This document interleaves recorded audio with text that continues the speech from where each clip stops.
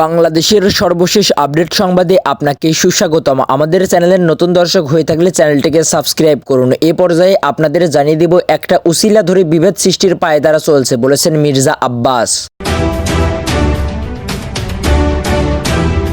একটা উসিলা ধরে বিভেদ সৃষ্টির পায়তারা চলছে বলেছেন মির্জা আব্বাস। বিএনপির স্থায়ী কমিটির সদস্য মির্জা আব্বাস বলেছেন, দেশের বাইরে এবং ভেতরে থেকে এক শ্রেণীর লোক বিএনপির সঙ্গে আলেম ওলামাদের দূরত্ব বিভেদ সৃষ্টির চেষ্টা করছে। এই বিভেদ কিন্তু বিএনপির সঙ্গে উলামা মাশায়েখদের নয়। এই বিভেদ সৃষ্টির মাধ্যমে যে ফাটল সৃষ্টি হবে, এই ফাটল দিয়ে কিন্তু বিদেশি শক্তি প্রবেশ করবে, দেশটাকে ধ্বংস করার চেষ্টা করবে। রবিবার 2 মার্চ রাজধানীর লেডি ক্লাবে বিএনপির ভারপ্রাপ্ত চেয়ারম্যান তারেক রহমানের পক্ষ থেকে আলেম উলামা ও এতিম মাদ্রাসার শিক্ষার্থীদের সঙ্গে অনুষ্ঠিত এক ইফতার মাহফিলে মির্জা আব্বাস এসব কথা বলেন। তিনি বলেন, এখন নতুন দল এসেছে, আপনারা সাবধানে থাকবেন। কিন্তু আমি তাদের স্লোগান বুঝি না। আমি বুঝি নাই কাকে দ্বিতীয় স্বাধীনতা বলে। আমি বুঝি নাই সেকেন্ড রিপাবলিক কি। আপনারা বুঝেছেন কিনা জানি না। অর্থাৎ একটা উসিলা ধরে জাতির মধ্যে বিভেদ সৃষ্টির চেষ্টা করা হয়েছে। দয়া করে খেয়াল রাখবেন। কোন দলের নাম উল্লেখ না করে মির্জা আব্বাস বলেন, আপনাদের মতো এরকমই পোশাক পরা এক শ্রেণী তাদের বাতাস দিয়ে যাচ্ছে। দয়া করে আপনারা এদের একটু সামাল দেবেন। তিনি আরো বলেন, তারেক রহমানের নেতৃত্বেই এ দেশকে এগিয়ে নিয়ে যাব ইনশাআল্লাহ।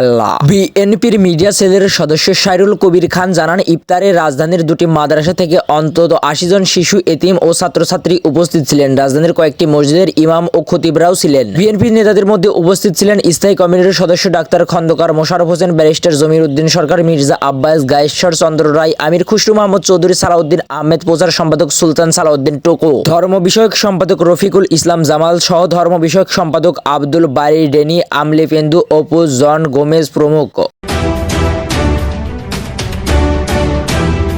দেশবাণী সংবাদের পরবর্তী আপডেট সংবাদ পেতে চ্যানেলটিকে সাবস্ক্রাইব করে বেল আইকনটিকে বাজিয়ে রাখুন। আপনার মূল্যবান মন্তব্য জানিয়ে দিতে পারেন আমাদের কমেন্ট সেকশনে, আর ভিডিওটি শেয়ার করে অন্যকে দেখার সুযোগ করে দিন।